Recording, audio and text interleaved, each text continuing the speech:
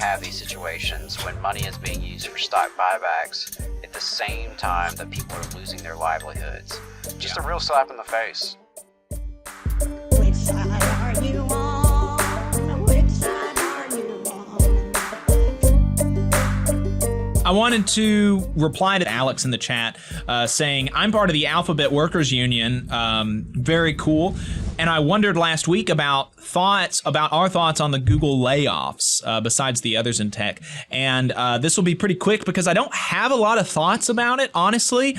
I mean, other than obviously, there's total BS. That these huge companies are laying off so many workers while at the same time giving stock buybacks to their shareholders. I saw yesterday on Twitter, More Perfect Union said that Meta, at the same time that it laid off 11,000 workers, is giving its, what was it? Let me just go to my Twitter to make sure that I get the right number. Because I heard the same report on NPR Marketplace yesterday. Yeah, it's just insane. Meta, at the same time that they laid off 11,000 workers, they announced $40 billion in stock buybacks. $40 billion with just. And I did this math because this is just 40 billion is an insane amount of money.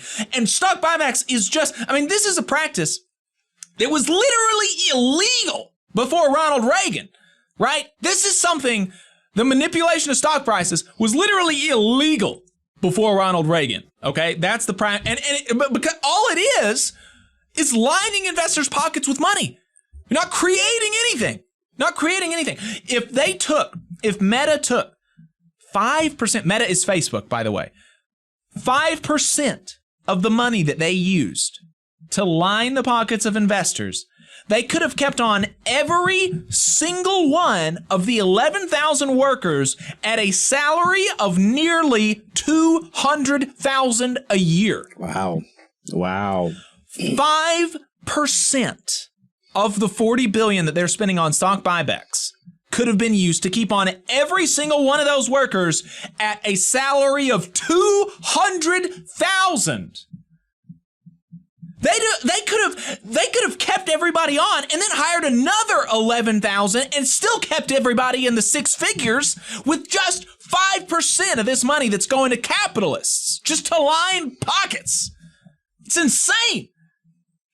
It's ludicrous, absolutely ludicrous. And you mentioned, Alex, in the chat that you are in the Alphabet Workers Union, and that is the only way to fight back against this kind of stuff, is for workers to take more control of the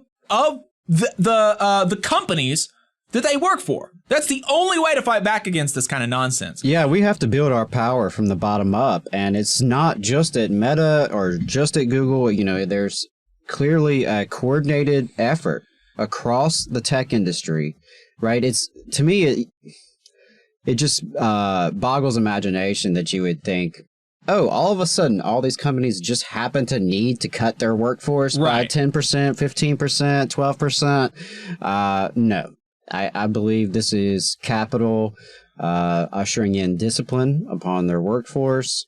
And I think that, yeah, as you mentioned, the Alphabet Workers Union and other efforts, that's going to be critical to saving jobs and to saving people's livelihoods.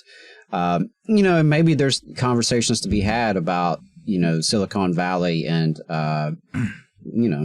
the value in what they're doing as companies and the types of jobs they're creating, how, maybe socially necessary or useful are some of these jobs. I get that. I don't think either of us are big fans of Silicon Valley, are like, the companies there, like Google and Twitter and Facebook. I mean, there's a lot of evil shit coming out of there. I mean, I'm sorry. So I get that. But at the end of the day, working class people are working class people, and the folks who are being impacted by these layoffs, I just send out my love and solidarity and support for all of you.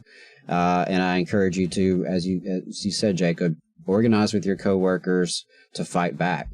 Yeah, and it is worth noting, though, that while these layoffs are pretty pervasive in the tech industry, it does seem like, because there was a lot of talk before this jobs report that came out last week about how maybe this is indicative of like a coming recession.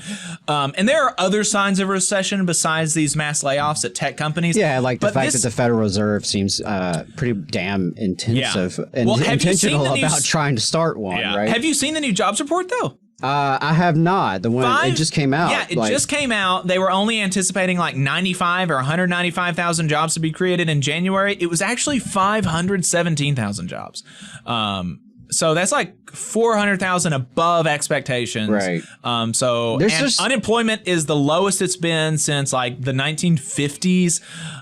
So, lots of really conflicting news, but it does seem like these layoffs seem to be isolated in the tech industry.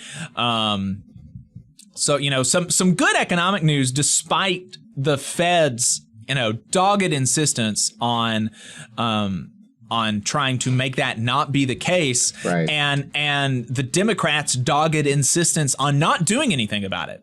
Because remember, I want to just, every time we talk about the Fed, every time we talk about interest rates, I want people to remember that Trump, when they tried to raise interest rates under him, he pitched a fit and they stopped. Right? And so, Joe Biden should be pitching a damn fit about this, about the Fed trying to create a recession. Otherwise, we're forced to believe that that's what you want, right? That you're okay with this approach, and that's the approach that you want them to take. So I was not aware of that news with the latest jobs report, but definitely a lot of mixed signals out there. Right. Hopefully these layoffs are isolated just in the tech sector. But again, like I was saying earlier, there's arguments to be had about overvaluation of some of these tech companies, right? When their stock prices are just through the roof and they're not necessarily correlated with anything tangible. But at the end of the day, when the workers are simply subject to whatever management wants, whatever ownership wants, that's when you have these situations when money is being used for stock buybacks at the same time that people are losing their livelihoods. Just a real slap in the face. You just saw a clip from the Valley Labor Report. We are live every Saturday morning from 9:30 a.m. till 12:30 p.m. And we pride ourselves on keeping all of our content free to everybody so that we can talk to as many working folks as possible. If you support the work that we're doing, you think that it's important, you think that it's good, then consider making a monthly contribution to the project, and you can do that on our website, tvlr.fm.